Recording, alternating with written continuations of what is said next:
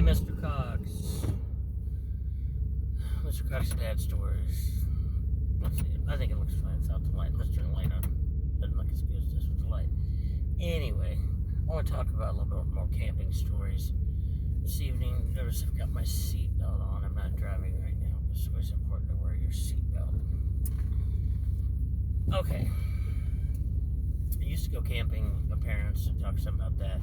I used to go camping with my aunt and uncle a lot too. One of my uncles had been a World War II veteran, and one that had been captured by the Germans, by the Nazis twice, got loose, got back home safely, went through a lot of things over there. You know, the only reason they surrendered, they were fighting the Nazis from a basement of a French house, and him and his buddies were standing off, refusing to surrender, firing their guns out the basement windows, and one of the German tanks came and put their big barrel, probably 75mm barrel. I'm guessing at that time, unless it was a Tiger tank, in which case it would have been an 88mm. Most commonly it would have been a 75mm barrel in the window of the basement, and basically yelled at them, surrender or die. You know, they were going to fire the gun and blow everybody up. There'd be no fighting chance, so they surrendered. But at any rate, the same uncle and his aunt,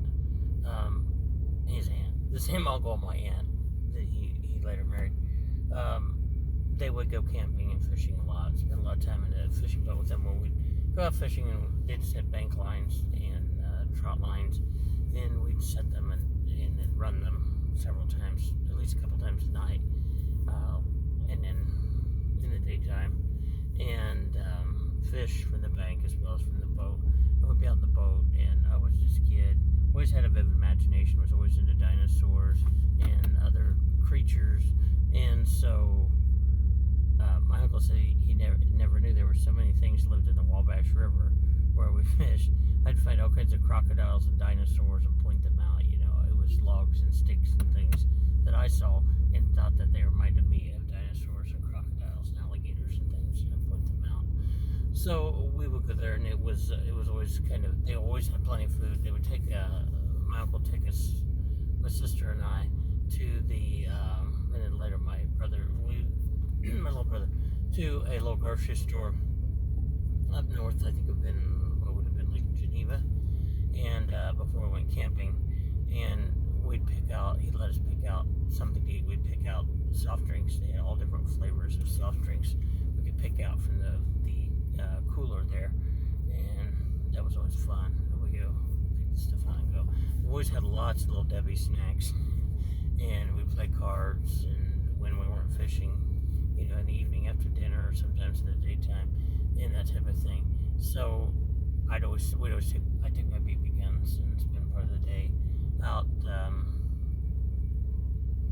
not shooting at creatures. I didn't want to hurt things, but shooting at cans and bottles and stuff people left out there, and things like that, and pretending I was, you know, at one point probably pretending I was in the World War II fighting and stuff like that. So we would be camping like that, and it was always funny because my, you know, some of the probably kids came from, even though my uncles had fought against the Germans and during World War II, especially this uncle, we were also partially of German descent, German American, and had some British, German, and Irish, a lot of Irish descent in us.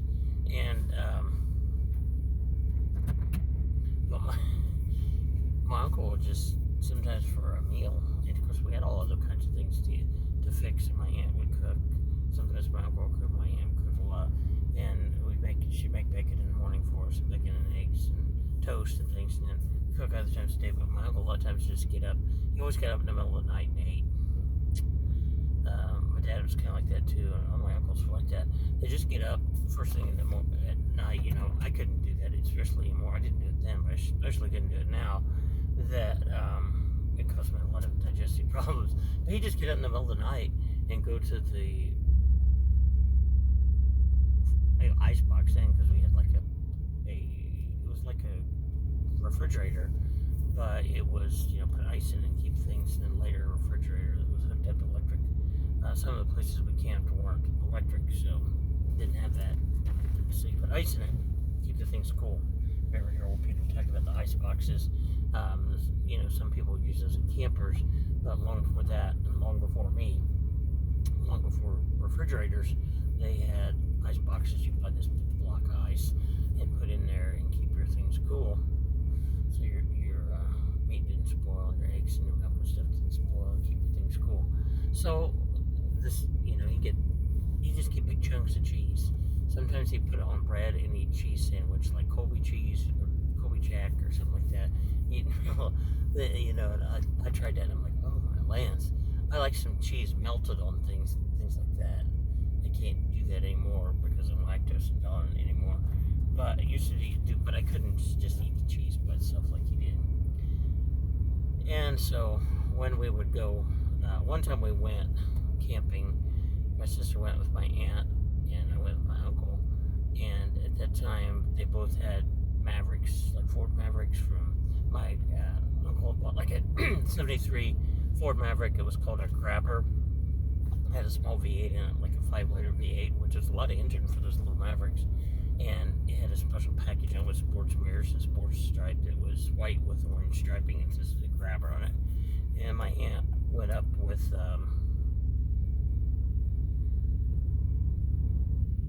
her blue Maverick, and then sometimes we'd pull the camper up before times and put it there, and they pull that and put it there, and then we go up in cars. Other times they just took the truck, and at that point I was with him in the truck. He'd taken the truck, put the camper up, with the boat up, and things, and we were in the truck, and my aunt got lost. My sister was in the car with her. They got lost. They just drove and drove and drove and drove, and we looked like one place, and my uncle, we just drove back to the campsite, and I'm like, aren't you going to look for my aunt? And he's like, nope, because it had some expletive words. Who's that? He said, while we're out hunting for her, she'll come back, and then she'll go hunting for us again. So we just waited on her until she finally came back, and they were lost pretty good, out driving around the river road somewhere. One time, my uncle, after he got, so it was pretty overweight and out of shape anyway, but then he had emphysema real bad. He had smoked for years and years. Of course, most of the people in the military during World War II smoked, and he came back from it. He eventually quit, and I'm sure that extended his life some years, but he had emphysema and had to carry oxygen with him a lot in little tanks. But I'm trying to remember if he even had the oxygen at that time. I think it was before he had it. And he spent all this time making these special lines with hooks on them and little clips and little weights and everything on them. He'd clip them onto the trout line and got them all ready the night before. He had them all with him in his hand. He gets in the boat, and I'm holding the boat from the bank. Well, he gets in, it's tied off, but I'm holding it to make it steady. And he got out there, and he'd never done that type of thing before. He'd always been around water and boats and things. He lost his balance, and the boat started going like this, really bad. And there was these guys up. There's this little bridge up over this creek that goes to the river, and they're just standing up there watching us. And he's flipping the boat. Oh, and he gets to lose his balance. He goes clear over under the boat. And I'm like freaked out, and I'm like flipped the boat back over to help him get out. And he got out, and he was a lot of breath. But we both got laughing. It wasn't a laughing matter at the moment, but thankfully he didn't, have a severe attack and die from, emphysema or heart attack or something, or drowned. He just barely got out. And he was all out of breath. My aunt didn't know it, or she would have lost her mind and probably died from a heart attack herself. But he came out of the line, and he's just holding they were all tangled mess, but all the special trout line things that he'd made in his hand, and he saved those while he was under the boat, possibly dying, but he kept those trout lines, and we both laughed about that after. He's had to spend a lot of time once he got his breath back sorting those out, but he was not very happy with the guys up on the bridge from weighing, but laughed about it later because they finally said, something about you're all right or something. They didn't do anything to try to help, and they said, we thought you were playing around. And I was like, had some explosive words about that. They're playing around, with a boat on top of them in the water. But my aunt, and I'm a lot like that too, but my aunt, she got sick, she had to be really careful. So she didn't and stuff, but just because of her age. And she was fishing and caught this little bitty bluegill, and she tried to throw it back. We were sitting on a pretty high bank down to the river, and it goes down steep.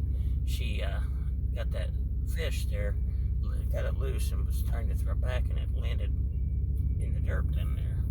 And she was trying to go down there and get it herself. She got a stick, and she's down there poking at him. I was like, blank, really, you're gonna die trying to save that fish. And I went down there and got it and put it back in the water. But things like that were interesting. One night we was in there. That was after my brother got older, and my sister wasn't there, but my brother and I, we had at this point, they had different kinds of campers. This time they had a camper with a loft up in the front where he and I were to sleep, and we were just messing around like young boys do, wrestling around, pushing, kicking, and poking each other and stuff. And I was like, "Hey boys, stop your jacking around!" And we're like, we laughed around forever about that, but he was just talking about quit messing around. We quit, but my uncle, got so he carried I think he had a 357 Magnum. Got a carry permit you had to have back then, and now you don't in the state, but back then you had to. So he carried it, to be safe along the rivers, because there've been stupid things like this one person we all knew of.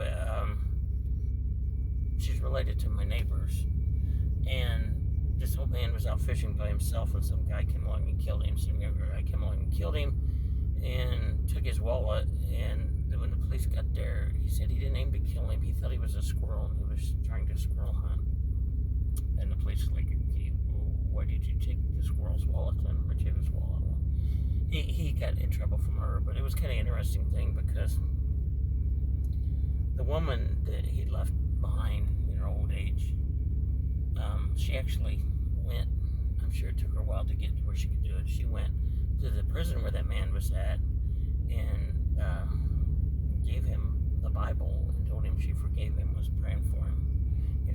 That took something to do. But yeah, you had to, at the time, had to carry guns. Sometimes the longer you never know what you might run into. It usually wasn't creatures you had to worry about. It was people doing stupid things.